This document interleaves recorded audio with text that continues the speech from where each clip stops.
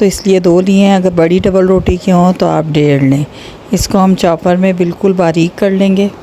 Chopper हमारा खुश्क होना चाहिए। अब हम आधा किलो कीमे को भी चॉपर में बारीक पीस लेंगे, इससे ये यकजान हो जाएगा। अगर कीमा बहुत बारीक है तो ज़रूरत नहीं है। इसके साथ ही हमने ये मसाले लिए हैं, हरा धनिया, पुदीना, थोड़ी सी प्याज और 3-4 हरी मिर्चें और छोटा सा अदरक का टुकड़ा। इन सब चीज़ों को भी हम चॉप कर लेंगे। अब हम कीमे में मिलाएंगे ये चॉप किए हुए मसाले और बारीक किए हुए ब्रेड क्रम्स। इसके बाद हम इसमें टेस्ट के लिए बाकी मसाले डालेंगे।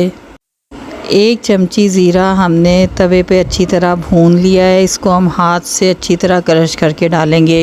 इससे जायके और खुशबू दोनों में इजाफ़ा होगा। इसके बाद इसमें डलेगा आधी चमची नमक, 1 चमची चाट मसाला पिसा हुआ और आधी चमची काली मिर्च पाउडर। इसके बाद हम इसको अच्छी तरह मिक्स कर लेंगे। ख्याल रखना है कि मसाला कम ज़्यादा ना हो, बल्कि सब जगह एक सा मिक्स हो। अब इसके लंबाई में बनाएंगे कबाब और इसमें सुराख करने के लिए मैंने लिया है ये स्ट्रॉ। आप चाहें तो कोई वुडन स्टिक, पेंसिल या फिर स्क्रू ड्राइवर भी इस्तेमाल कर सकते हैं। और अगर ऐसी कोई चीज़ अवेलेबल ना हो तो बग़ैर सुराख के बना लें। बस हम ये कबाब बना लेंगे और ख़्याल रखेंगे कि हाथों से दबाकर कीमे को अच्छी तरह बाइंड करें और कबाबों में कोई क्रैक्स ना रहें। ये कबाब हमने लंबे रखने हैं। जब इन कबाब को हम हल्का सा फ्राई करेंगे तो ये कबाब थोड़े से श्रिंक होंगे, इनकी लंबाई थोड़ी सी कम हो जाएगी।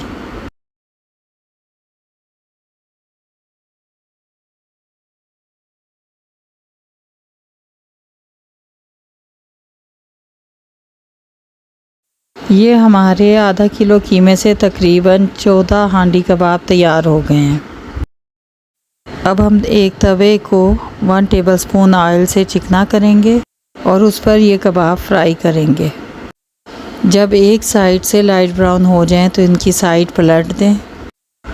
हमने इनको इतना फ्राई करना है कि इनका रंग ब्राउन हो जाए और इनका पानी बिल्कुल खुश्क हो जाए।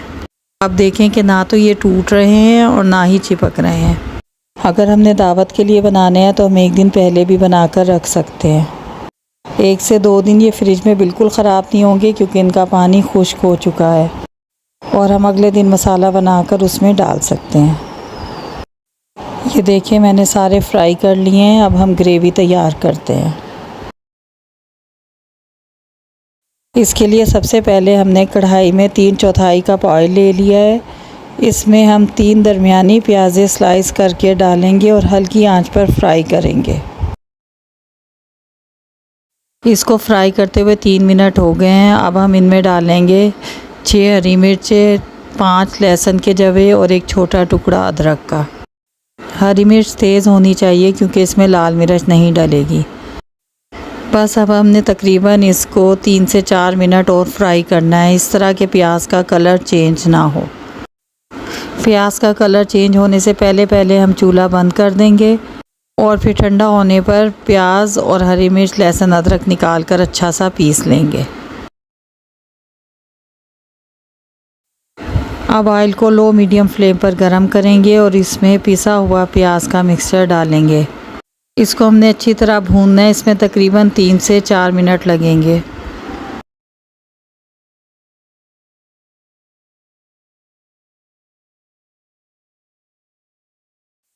इसको भूनते हुए 2-3 मिनट हो चुके हैं। अब इसमें मसाले शामिल करेंगे। 1 चमची नमक, 1 छोटी चमची काली मिर्च पाउडर, 1 चमची धनिया पाउडर, आधी चमची सफ़ेद मिर्च पाउडर और 1 चमची भुना कुटा हुआ ज़ीरा। 1 चमची ज़ीरे को तवे पर खुश्क भूनकर हाथों से क्रश करके सालन में डाल देंगे और लास्ट में 1 चमची पिसा गरम मसाला। बस इन मसालों को अच्छी तरह भून लेंगे कि घी अलग हो जाए। जब मसाला अच्छी तरह भून जाए तो हम इसमें 1 कप दही मिलाएंगे। याद रखें कि दही को अच्छी तरह फेंट लेना है, इसमें कोई गुठली ना रहे ताकि स्मूथ सी ग्रेवी तैयार हो। बस हमने 3 से 4 मिनट तक इसको भी पकाना है, यहाँ तक कि ऑयल अलग हो जाए। देखें ऑयल अलग हो गया है। बस इस मौके पर हम इसमें कबाब ऐड कर देंगे। हल्के हाथों से चम्मच चलाएंगे, ख्याल रहे कि कबाब टूटे नहीं। हमने इसको 10 से 15 मिनट तक बिल्कुल हल्की आंच पर पकाना है और ध्यान रखना है कि मसाला देगची को ना लगे।